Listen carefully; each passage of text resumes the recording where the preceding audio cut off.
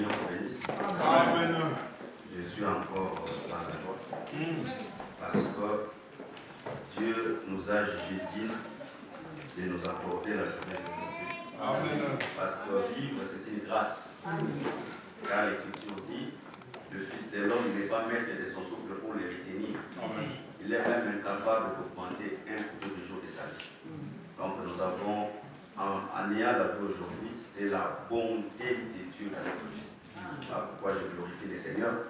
Je bénis encore Dieu parce qu'il m'a fait grâce de se mettre devant nous.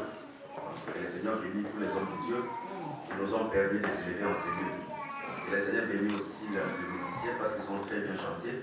Donc nous avons glorifié Dieu au travers les chansons. Que le Seigneur te bénisse aussi toi qui es venu. Parce que si tu ne viens pas, on ne va pas prêcher le pain. Donc voilà pourquoi que le Seigneur soit loué. Et l'honneur, la gloire, la puissance, la majesté repose sur lui parce que celui qui est le seul et unique vrai Dieu. Prenons nos Bibles, Ésaïe, Psaume 61, verset 7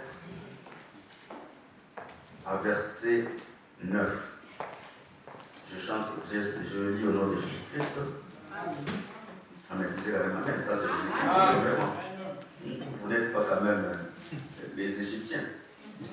Parce que les Hébreux, quand même, ils n'ont pas besoin de femmes sages. Donc, les femmes sages, pour te forcer à dire Amen, ça, c'est l'Écriture. Tu dis quand même Amen à l'Écriture. Amen.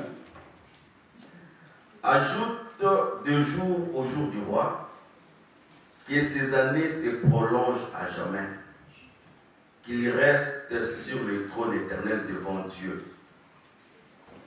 Fais que ta bonté et ta fidélité veillent sur lui. Alors je chanterai sans cesse ton nom, en accomplissant chaque jour mes vœux. Prenons les livres de Josué 18, verset 4 jusqu'à verset 9.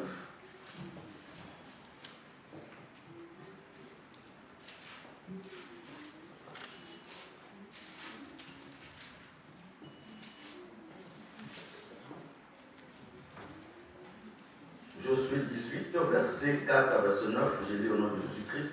Amen. Choisis 3 hommes parmi les tribus, par tribu. Je le ferai partir, ils s'élèveront, parcourront le pays, traceront un plan en vie du partage et reviendront auprès de moi. Ils diviseront en 7 parts, Juda restera dans ses limites au midi, et la maison de Joseph restera dans ses limites au nord. Vous donc, vous tracerez un plan du pays en 7 parts, vous me l'apporterez ici. Je jeterai pour vous les sorts devant l'Éternel. Mais il n'y aura point de part pour les Lévites au milieu de vous, car les sacerdoces de l'Éternel est leur héritage. Et Agad, Ribin et les demi-tribus de Manassé ont reçu leur héritage que Moïse, serviteur de l'Éternel, leur avait ordonné de l'autre côté du Jourdain, à l'Orient. Lorsque ces hommes s'élevèrent et parcourirent pour tracer un plan du pays, Josué leur donna cet ordre: allez parcourir le pays, tracer un plan et revenons auprès de moi. Puis ils jetèrent. Puis je jeterai pour les sorts devant l'Éternel.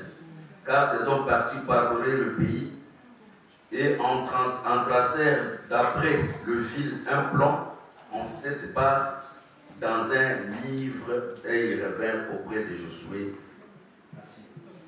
dans le camp à Silo. Donc, prenons encore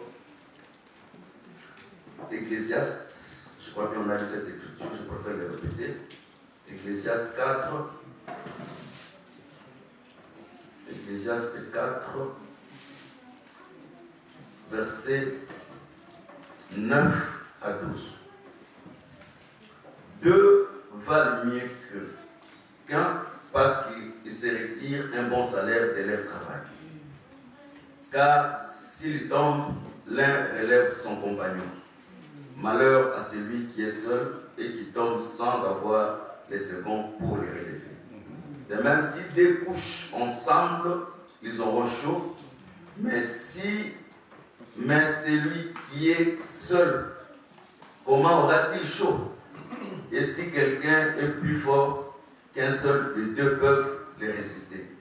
Et la corde à 3 fils ne seront jamais. Prenons Daniel 9. Daniel 9. Je commence par le verset 24. Les 70 semaines ont été fixées sur ton peuple et sur ta ville sainte pour faire cesser les transgressions et mettre fin au péché, pour expier l'iniquité et amener la justice éternelle, pour sceller la vision et les prophètes, pour oindre les saints des saints. Je préfère me limiter là. Prenons Jérémie 29. Jérémie 29.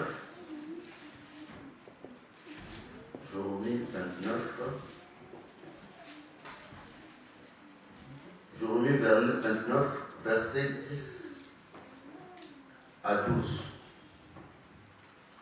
Mais voici ce que dit l'Éternel. Dès que les 70 ans seront écoulés pour Babylone, je me souviendrai de vous et j'accomplirai à votre égard ma bonté, ma bonne parole en vous ramenant dans ces lieux. Car je connais le projet que j'ai formé pour vous, dit l'Éternel, le projet de paix et non de malheur, afin de vous donner un avenir et l'espérance. Vous m'invoquerez, vous partirez, vous me prierez et je vous exaucerai. Je ne sais pas si je dois encore augmenter notre fonction, je me limite là.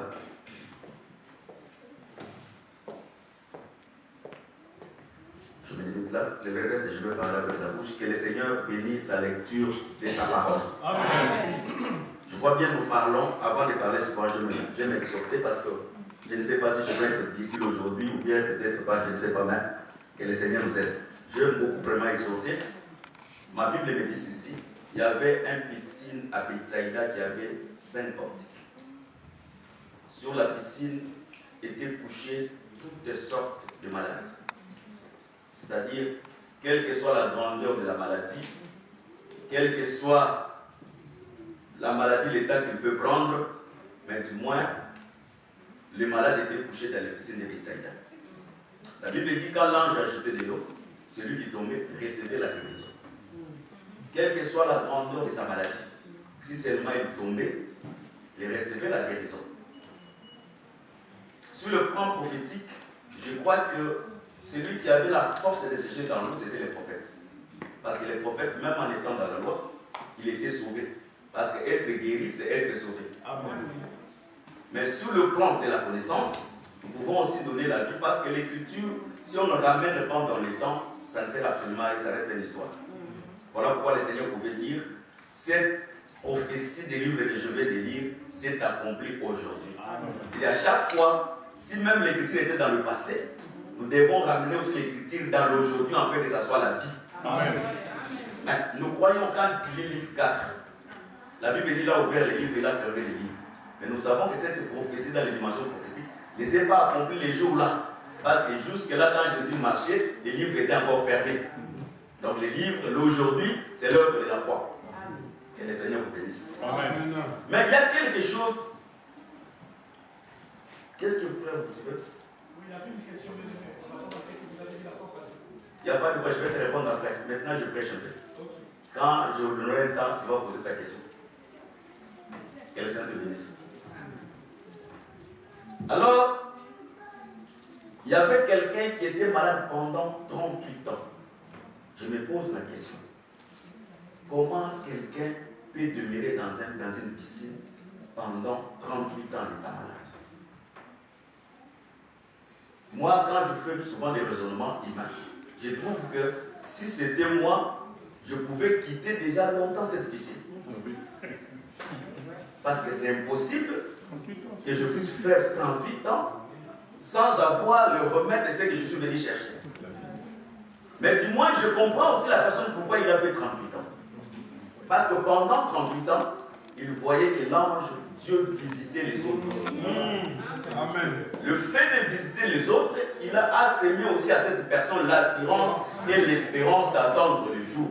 Amen. Voilà pourquoi nous voulons dire cet évangile, sans la puissance de Dieu, ce sont des philosophies. Amen. Il faut que dans l'évangile que nous prêchons, les œuvres aussi, que les gens puissent voir la main de Dieu, même si Dieu n'a pas intervenu dans ma vie, mais qu'il intervient dans la vie de l'autre, ça porte aussi une édification dans ma vie. Voilà pourquoi la personne pouvait faire 38 ans. Parce qu'il voyait les autres recevoir la guérison. Parce que nous croyons, Dieu a un programme pour la vie d'un chacun de nous.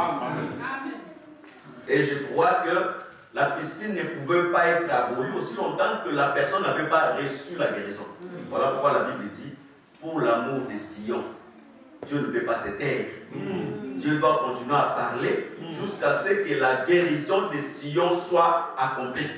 Et si Dieu envoie encore le prédicateur pour parler, c'est parce que ta situation jusqu'aujourd'hui n'est pas résolue.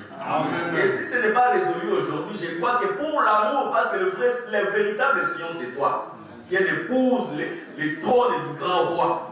Aussi longtemps que ton problème n'est pas résolu, le Seigneur enverra toujours des gens.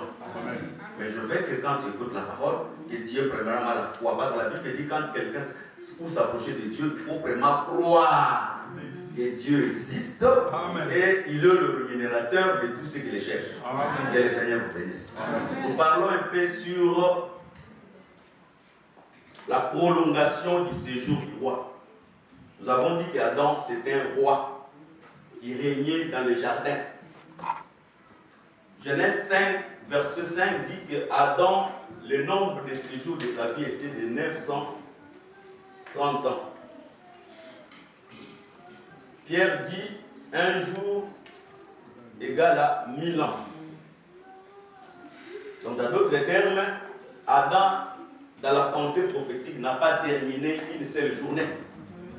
Donc, il a vécu 930 ans. Il lui manquait 70 ans pour qu'il puisse régner, pour qu'il puisse vivre éternellement. Voilà pourquoi Ésaïe dit, Ésaïe 23, verset 15, il dit le séjour du roi de Tyr est de 70 ans. Le roi de Tyr ici, c'est le diable qui a, après la chute d'Adam, il a l'autorité pendant 70 ans.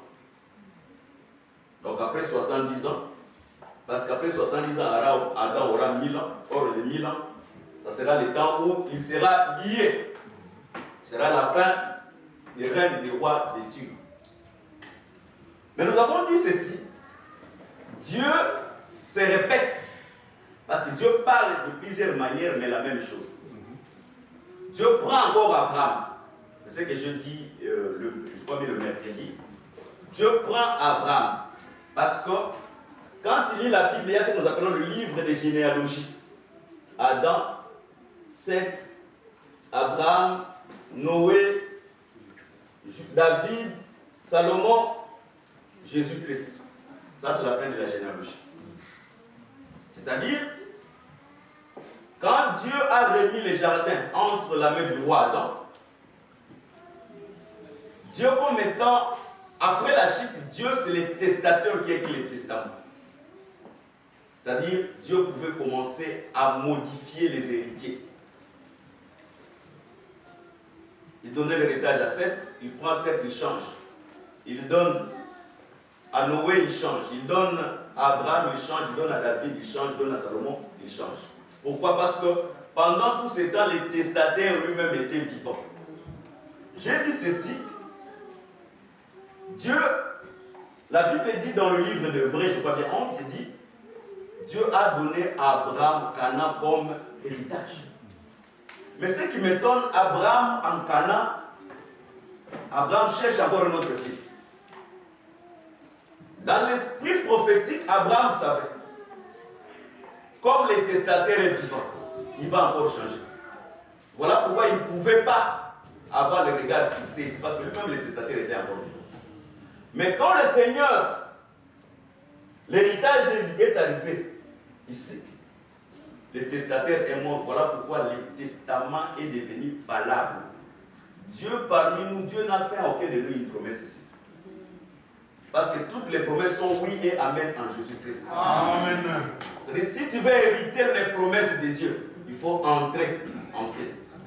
Voilà pourquoi nous sommes des co-héritiers ensemble avec le Christ par les promesses qu'il a reçues. Que le Seigneur bénisse. Mais j'avais dit ceci encore. Dieu, quand il a commencé à maudire Adam, il a maudit la terre pour dire la terre te produira des ronces et des épines. Dans d'autres termes, il annonçait déjà à Adam la famine. Parce que quand il sème, la terre ne produit pas, c'est le temps de la famine. C'est par là que nous avons dit ceci. Si Dieu a permis que la famine entre en Égypte, c'est parce que Dieu voulait récupérer tout le monde sous la main du pharaon. Parce qu'en Égypte, on a deux pharaons. Nous avons le pharaon qui n'a pas connu Joseph et le pharaon qui a connu Joseph. Le pharaon qui a connu Joseph, c'est celui qui a élevé Joseph. Mais le pharaon qui n'a pas connu Joseph, c'est celui qui est venu combattre les enfants d'Israël. Je sais les esprits des gens. Si tu prends ces pharaons comme étant le diable, tu vas te cogner sur la pierre. Parce que si c'était le diable ne pouvait pas élever Jésus sur une haute position. Donc il faut déjà oublier, enlever, si tu as cet enseignement. Donc ici il y a le pharaon, la Bible, ce n'est pas pour rien, la Bible dit le pharaon qui a connu Joseph. Donc, c'est-à-dire, Dieu a permis, en amenant la famine, pour que Dieu puisse récupérer tous les Égyptiens et les Israélites entre ses mains. C'est-à-dire, Dieu savait, quand il maudissait la terre, il va récupérer l'humanité tout entière. Parce qu'au travers de la famine, tout le monde viendra se vendre à Joseph. Parce que c'est Joseph qui avait le sceau en Égypte. Et là même aujourd'hui, Christ est le sceau de Dieu sur la terre. Que le Seigneur vous bénisse. Alors, il a permis que la famine vienne. Lisez bien la Bible dans Genèse 47. Premièrement, ils ont vendu leurs biens, ils ont vendu leurs terres, jusqu'à ce qu'ils se sont vendus eux-mêmes. Quand tu lis la Bible, tu verras que les Égyptiens, qu'est-ce qu'ils ont dit? Il nous a sauvé la vie. Ça dit que c'est le bleu qui a permis de sauver la vie aux Égyptiens. C'est pour dire bien que l'homme est tombé. Dieu avait déjà un programme pour les récupérations de l'homme. Voilà pourquoi David comme étant la continuité d'Adam, il dit, ajoute au jour du roi pour que son trône soit éternel. C'est-à-dire, il faut que les seconds Adam, parce que les deux, Adam ne marchait pas seul. Adam marchait avec les seconds et les derniers. Et Dieu savait qu'Adam allait tomber. Et s'il tombe, l'autre va relever Adam. Que le Seigneur bénisse. C'est par là que j'ai dit ceci. L'Éden, c'était une montagne. Ça, ce n'est pas moi, c'est Ézéchiel 28. Il dit que le jardin, c'était une sainte montagne de Dieu. Et dans d'autres termes, Éden, c'était une montagne. C'est-à-dire, Adam, il a quitté le ciel pour tomber vers le bas. Parce que l'Égypte, c'est le bas de la montagne. De la même manière, la marche d'Israël de l'Égypte à Canaan, c'était la marche dans un tabernacle. Parce que Canaan, c'est le sommet. Voilà pourquoi dans la Bible, tu peux lire facilement. On dit Jacob descendit en Égypte. Et quand il voulait sortir, il disait monte à Canaan. Et Canaan, c'est les montées et l'Égypte, c'est les descentes. Voilà pourquoi, bibliquement, quand quelqu'un a une vie de prière constante et une bonne vie de la parole, facilement il peut tomber. Tomber, c'est très facile. Voilà pourquoi la Bible dit, toi qui es debout, fais attention. Parce que tu peux tomber vite. Mais pour monter, pour récupérer la position haute, ce n'est pas facile. Tu peux tomber d'un seul jour, perdre toute la vie de la prière, perdre toute la crainte de Dieu, mais tu ne le récupéreras pas d'un seul jour. Parce qu'ici, c'est la montée. L'homme est tombé d'un seul jour. Israël, pour sortir, pour aller en Égypte, ils sont allés très facile. Mais pour retourner à Canaan, c'était un très long chemin où il y a trop de problèmes sur la route. Que le Seigneur bénisse. Et nous avons dit sur les dimensions prophétiques, Dieu, quand il est ici, il descend, il devient fils de l'homme. Et Dieu fait le mouvement d'un prophète. Parce que les prophètes, il amène Dieu vers le peuple. Il amène ainsi, parce que Dieu qui l'amène, c'est la parole de Dieu. Parce que la parole de Dieu, c'est Dieu. Voilà pourquoi les prophètes, on l'appelle fils de l'homme. Mais il y a un autre mouvement maintenant qui fait le mouvement de montée. Celui qui fait le mouvement de montée, c'est le souverain sacrificateur. Parce que le souverain sacrificateur, lui, il a la mission de ramener le peuple vers Dieu. Donc, c'est-à-dire de prendre l'homme et de faire l'homme Dieu. Parce que tu ne peux pas accéder au salut si tu n'es pas un Dieu. Voilà pourquoi la perfection, c'est afin que nous soyons égaux à Dieu. Voilà pourquoi je dis, tu ne peux pas dire que Dieu Christ est sur la terre si tu n'es pas égal à Christ. Il ne faut jamais dire que moi je ne suis pas Jésus. Tu es un Jésus sur la terre. Parce que je vais donner quelques exemples. N'avons-nous pas de... Quel jour on t'a fait le bien? Toutefois, quand tu faisais du bien à un de ces petits, c'est à moi qui faisais du bien. Amen. C'est-à-dire, un chrétien, c'est un Jésus sur la terre. Quelle est son bénisse? La position haute aussi, c'est l'état aussi intérieur de l'homme. Où l'homme doit avoir une vie de prière constante. Une vie de prière élevée. Parce que le combat de Moïse au-dessus de la montagne ne dépendait pas de la spécialité de Josué en bas de la montagne. Nous, on a déjà changé la manière de prêcher. Quand on prêche, on ramène aussi les choses que nous prêchons dans la vie des gens. Sinon, ça va rester, c'était les crocodiles, c'était quoi, mais enfin, les crocodiles restent des crocodiles et les gens restent aussi tels qu'ils sont. Il faut que les crocodiles deviennent un homme dans la vie d'un homme. Amen. Que le Seigneur bénisse. C'est-à-dire, Moïse, quand il était au-dessus de la montagne, Josué combattait ici en bas de la montagne. Or, bibliquement, nous savons que Josué fut un vaillant guerrier, un spécialiste en guerre. Mais si les mains de Moïse faiblissaient, ici en bas, quelle que soit la spécialité de Josué perdait. Mais il faut que pour qu'Israël puisse vaincre, il faut que le main de Josué reste debout. De Moïse plutôt. C'est-à-dire la vie de la prière, parce que le main élevé, c'est la vie de la prière. Quel que soit, tu es assis sur la pierre, mais si tu n'as pas une vie de prière élevée, tout ce que tu feras, quelle que soit ta spécialité, si ici tu vas échouer. Il faut que premièrement, bien que tu es assis sur la pierre, qu'il y ait les enseignements, il faut que l'enseignement soit accompagné de la vie de la prière.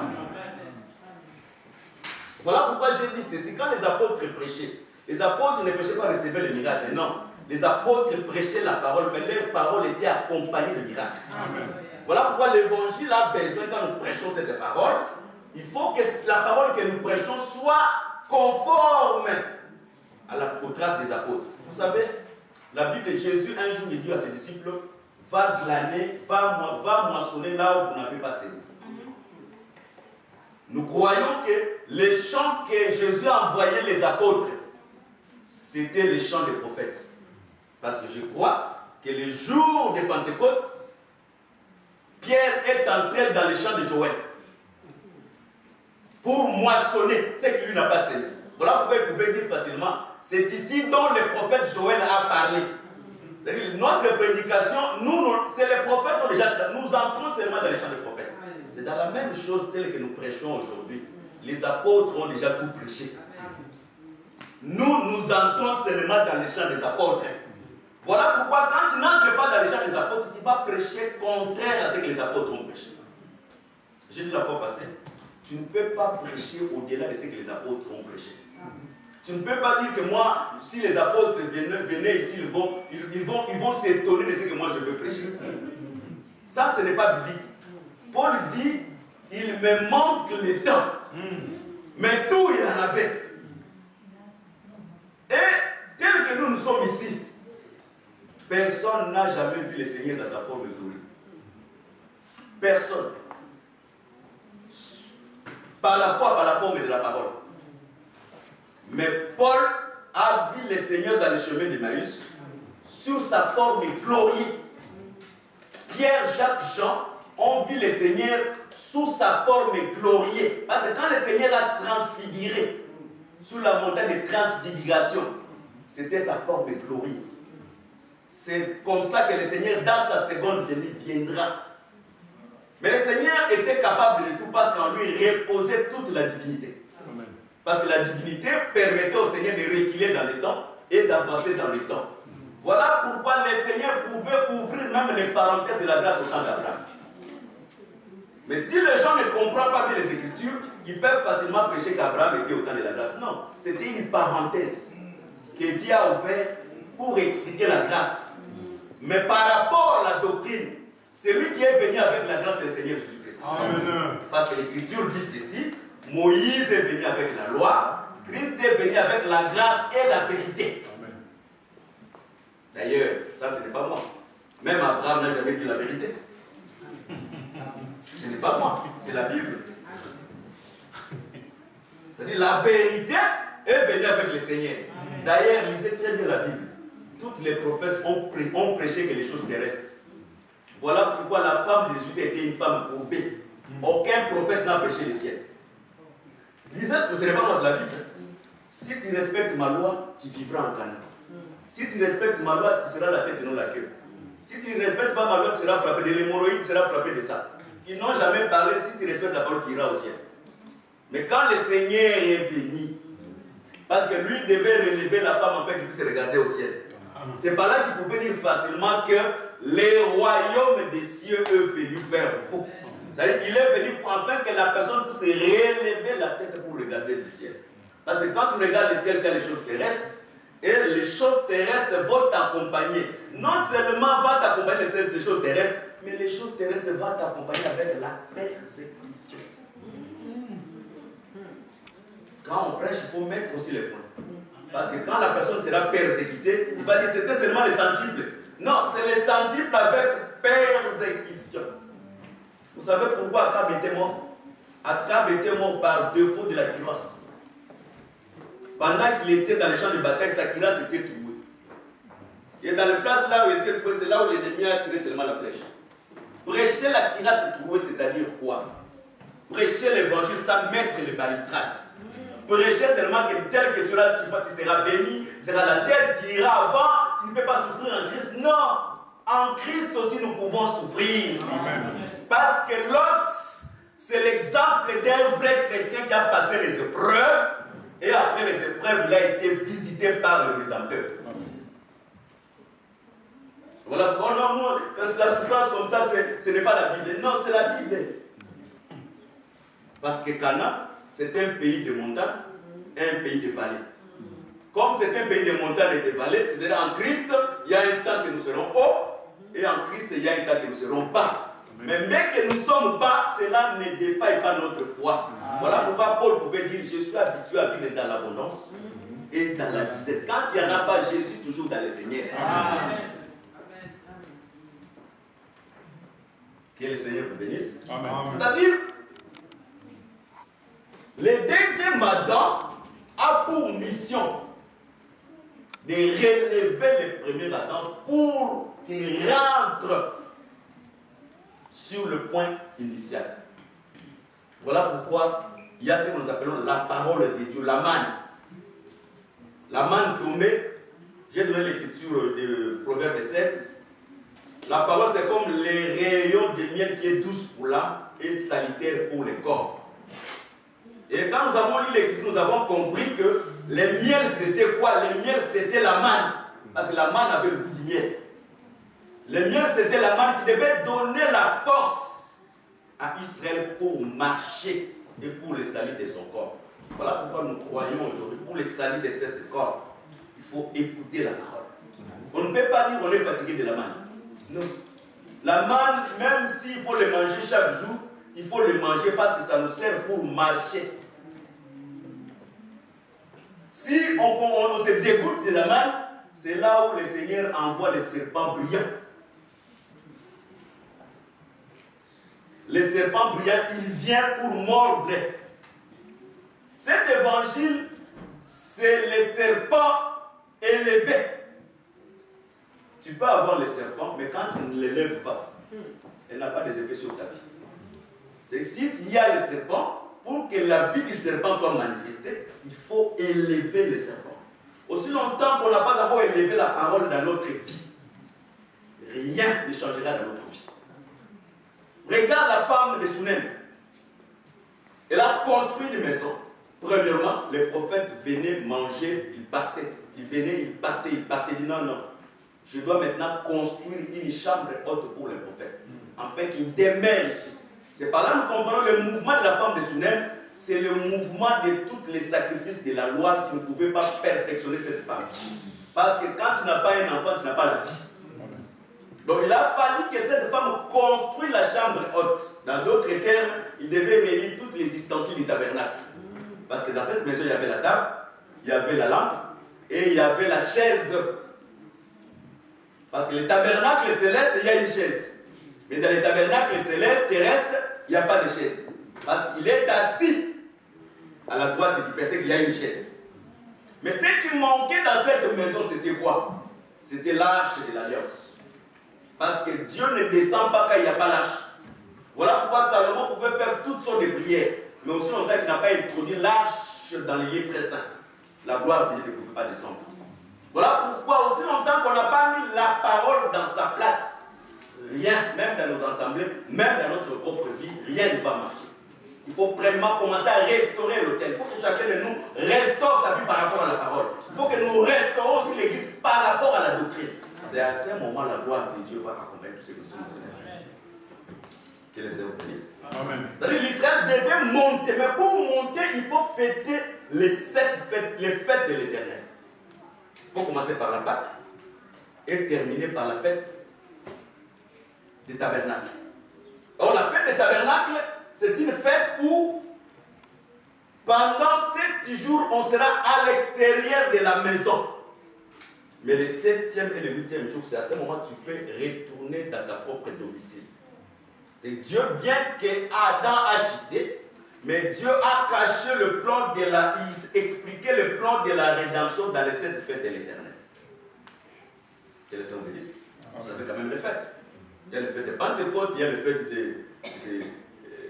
fait des expiations, tout ça c'est fait. Bon, on va expliquer un peu parce qu'on a encore quelques temps. Que le Seigneur bénisse. Voilà pourquoi nous avons soulevé le point sur Daniel. La Bible, pendant que Daniel priait, Daniel priait et l'ange lui a visité. Daniel priait par rapport à la connaissance qu'il a faite. On ne peut pas prier sans la connaissance. La connaissance permet de stabiliser la prière. Parce que quand on prie sans la connaissance, ce sont des paroles en l'air. Je vais donner beaucoup des exemples. C'est vrai, sur la terre, il y a des gens qui nous font du mal. Ça, on ne peut pas le nier. Mais on ne peut pas prier que le Seigneur punit les gens qui nous font du mal. Ça, c'est une prière non exaucée. Il y a comme des prières, les gens qui voient, il prend vraiment toute sa force, retourne à l'expéditeur. Et il est très concentré, très sérieux. Croyant que Dieu peut exaucer de ces gens de prière. Dieu n'exauce jamais de tels gens de prière. La Bible dit prier pour nos ennemis. D'autres, ils nous font du mal parce qu'ils sont ignorants de la parole de Dieu. Amen. Les autres, ils connaissent, mais ils sont animés d'un mauvais esprit. Amen. Mais la Bible dit quand nous prions que Dieu puisse leur faire du bien, c'est comme le charbon que nous mettons sur les têtes. Parce que la prière descend même dans la dimension prophétique. A été toujours un jugement sur la terre. Voilà pourquoi l'ouverture du 5e sceau, la Bible dit Dieu va prendre les prières des saints et les déverser sur la terre. Que les hommes bénissent. C'est-à-dire les 70 ans étaient C'était le plan du malheur que Dieu devait accomplir pour l'Israël. Mais pendant qu'il était en captivité,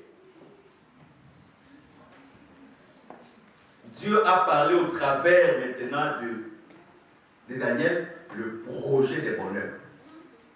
Je vais un peu avancer, je me limite un peu, c'est parce que c'est une maladie que je trouve dans nos églises. Rarement dans nos églises, tu vas trouver un frère de nos églises parler le bien de son église. Jamais. Quand tu vois un frère qui prie dans l'évangile éternel, quand tu lui poses sa question à ce qu'on appelle de son église, il va seulement commencer à parler mal de son église. C'est le plus grand défaut. Je prends une écriture très simple. Il y a la femme qui s'est trouvée en Assyrie chez Naaman de Syrie. Cette petite fille était esclave en captivité. Vous savez pourquoi Israël, quand est-ce qu'Israël va en captivité? Israël va en captivité lorsque le chef du peuple commet un péché. Lisez la Bible là, où je vous laisse d'aller vérifier la Bible. À chaque fois quand le chef du peuple commet un péché, c'est à ce moment Israël partait en déportation. Lisez même Jérémie. Parce que quand Dieu répétait au travers le chef du peuple, il n'écoutait pas. À ce moment, le Seigneur livrait le peuple à la déportation. Mais cette fille qui savait que les conséquences de la déportation, c'était le problème des chefs du peuple, mais il parlait toujours le bien de son pays. Là, ton mari, s'il va chez nous là-bas, en Israël, il y a un prophète qui sera guéri. Il faut aussi parler le bien de l'évangile que tu as écouté. Cet évangile que nous avons reçu, c'est le vrai évangile, mais nous avons un problème avec les vases. Amen. Nous n'encourageons pas que les vases puissent continuer à demeurer ainsi, mais du moins dans notre propre conscience, nous savons que la parole que nous avons reçue, c'est la vraie parole. Amen. Mais du moins, nous avons un problème avec les vases. Voilà pourquoi, bibliquement, on ne prend pas les seuls pour les mettre là où l'eau coule. Non, non. On prend le sel, on le ramène dans la source. Amen. Parce que l'eau a toujours un rapport avec les sources. Mais pour mettre le sel dans les sources, il faut que les sources acceptent qu'on le mette de sel. Dans cet évangile, d'autres personnes doivent accepter, même en étant ministre, en étant serviteur de Dieu, que nous puissions porter encore une rectification sur le parcours du ministère. Amen. Vous savez, je ne vous cache pas, moi qui vous prêche ici, dans cet évangile, j'ai fait beaucoup de dégâts. Les dégâts, je ne volais pas quelqu'un. Je ne prenais pas la femme de quelqu'un. Mais les dégâts, que quand je venais quelque part, j'ai trouvé que les pasteurs étaient comme c'est là où vraiment je sortais tous mes attiris là. Donc quand je termine, sache-les que le pasteur qui est là-bas, il est déjà par terre. Mais on n'a pas fait avancer cette œuvre. Les grâces sont différentes. Dieu n'a pas remis tout le monde le même talent. Mais le problème, c'est quoi dans cet évangile? Tout le monde, si même on t'a donné 2 talents, mais tu veux exercer 5-10 talents, tu ne peux pas. Dieu donne à chacun la capacité de vivre par rapport au talent. Amen. Lisez la Bible, à celui qu'on a donné 5 talents, Dieu lui a donné aussi 5 vies.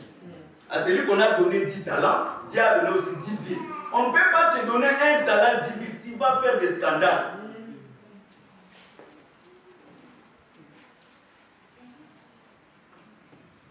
Avec le temps, bien qu'on n'a pas encore atteint la perfection dans la correction, parce que chaque fois, on cherche à se corriger, mais du moins, on a fait un petit avancé. Il faut que dans le ministère, nous puissions aussi avancer, parce que le peuple qui est ici, ce n'est pas notre peuple. Amen. Dieu dit à Pierre, je t'ai établi dans mon bergerie, c'est la bergerie, Seigneur. C'est comme beaucoup de personnes, quand on l'appelle pasteur, on l'appelle frère, il se fâche. Pourquoi? Le Seigneur, lequel je t'ai appelé Jésus grand frère? Les propriétés de ces choses, on l'appelle Jésus.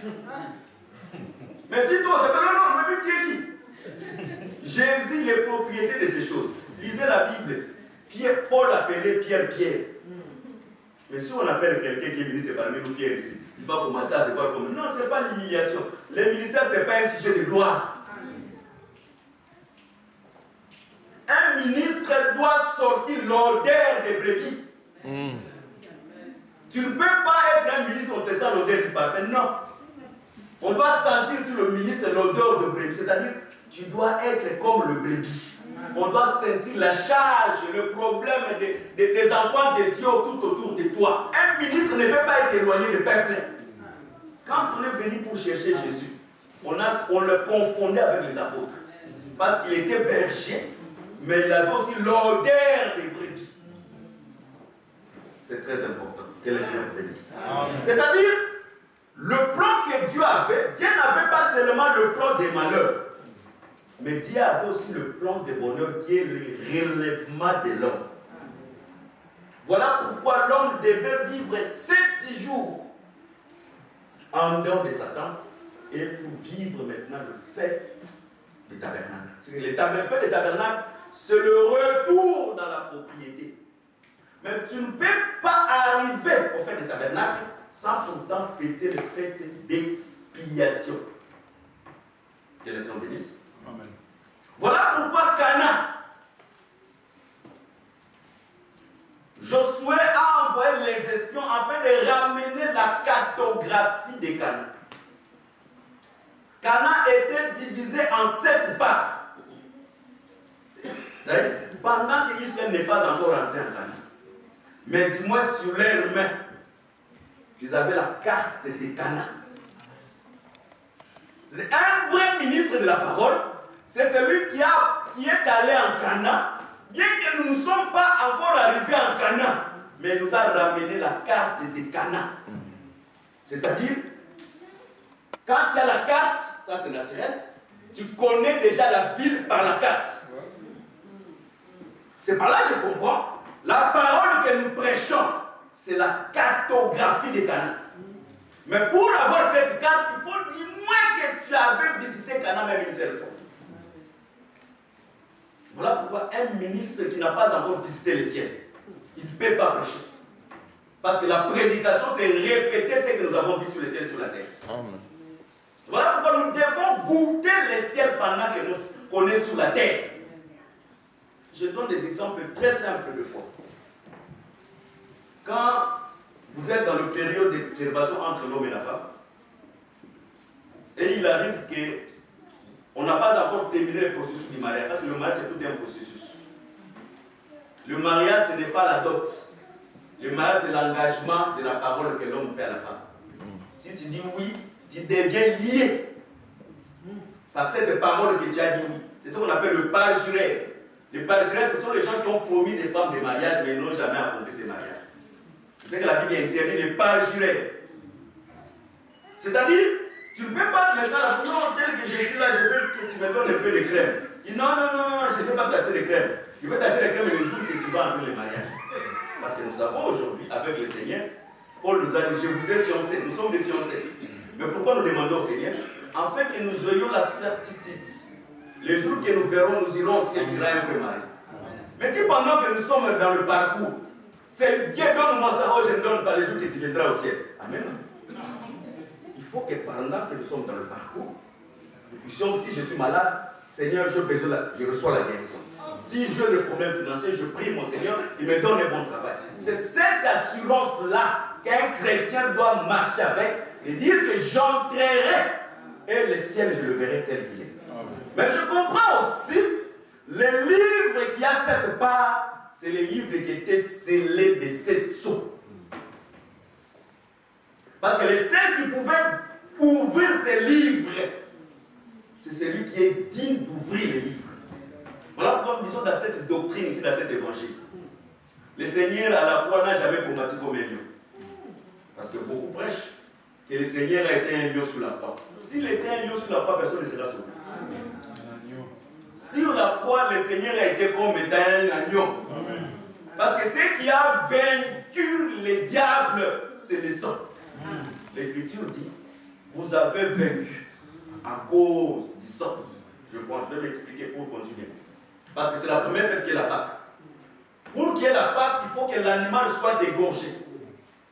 Or, quand l'animal est égorgé, le sang coule. Même si on ne parle pas que le sang a coulé, mais par l'esprit de la prophétie, on ne peut pas égorger un animal sans pourtant que le sang coule. Or, le sang qui a coulé, c'est cette sang qui a tué les premiers-nés de Pharaon. Le premier-né, c'est qui dans la Bible? Lisez Genèse 49. Le premier-né, c'est la force, la vigueur. Ribin, tu es la prééminence, tu es ma force et tu es ma vigueur. C'est-à-dire, quand le premier-né meurt, tu perds la force et tu perds la vigueur. C'est par là, je crois. Quand le premier-né de Pharaon était mort en Égypte, le Pharaon, bien qu'il est resté vivant, il a perdu la force et la vigueur. Voilà pourquoi nous croyons le Pharaon qui est le diable, par le sang que Jésus a fait couler sur la montagne de Golgotha. Le Pharaon, déjà, le diable, a perdu la force et a perdu la vigueur. Mais il continue encore à vivre.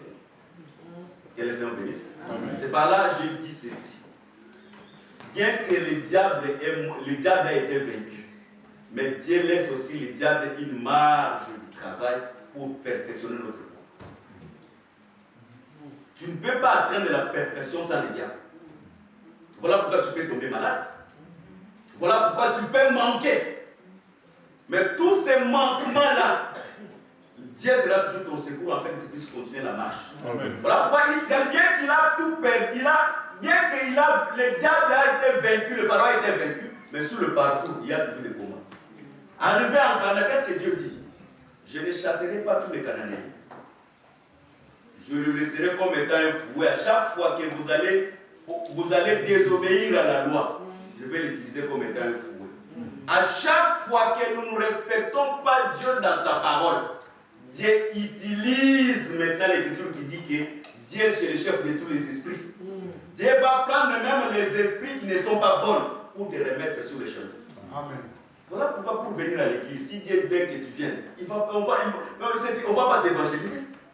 Toi-même, la nuit, tu vas dormir, les choses que tu vas voir. Tu diras, si ces choses-là, je ne vais pas à l'église. C'est ça la manière que Dieu puisse t'atteindre la vie. Dieu va créer les obstacles sur ton parcours jusqu'à ce que tu reviennes dans le chemin. Parce que sortir de Canaan, sortir de l'Égypte, aller en Canaan, c'est la trace royale, c'est le chemin royal. Or, le chemin royal, Salomon l'a représenté dans son trône, où il y avait des lions à gauche et il y avait des lions à droite. Et quand tu t'engages dans ce chemin, tu dois marcher droit. Quand tu vas à gauche, les lions te regardent, tu rentres en route. Quand tu vas aller comme ça, les lions te regardent. Voilà pourquoi, dans les chemins du trône, il y a des lions de gauche à droite. Amen. Le Seigneur fera qu'il y a beaucoup de... Quand tu veux un enfant de Dieu, s'il ne marche pas par rapport à la parole, et que Dieu ne lui a pas remis sur la route, je te conseillerais d'aller dans le monde et de faire les choses du monde. Amen. Parce que Dieu châtie seulement ceux qu'il aime. Amen. Voilà pourquoi nous sommes comme Chiméi. Chiméi était déjà coupable, il est venu demander pardon. Mais la condition de Chiméi, c'est de vivre et de ne pas sortir de Jérusalem. Le jour qu'il sortira à Jérusalem, il mourra. Voilà pourquoi nous avons fui le monde, nous sommes venus dans le Seigneur. Le Seigneur s'est demeuré dans la parole. Aussi longtemps que nous sommes dans la parole, nous allons marcher, nous allons réussir à tout ce que nous sommes en train de faire. Mais quand nous quittons la parole, à chaque fois que nous quittons la parole, c'est la mort. Même la santé. Dieu peut provoquer des problèmes toi avec ta femme quand tu te comportes pas bien. Vous commencez à vous dire, vous savez, dans le couple, des fois, on se discute des choses qui ne peuvent pas se discuter. Déplace ceci, c'était là-bas. Non, c'est toi qui dois déplacer. Et ça devient un problème.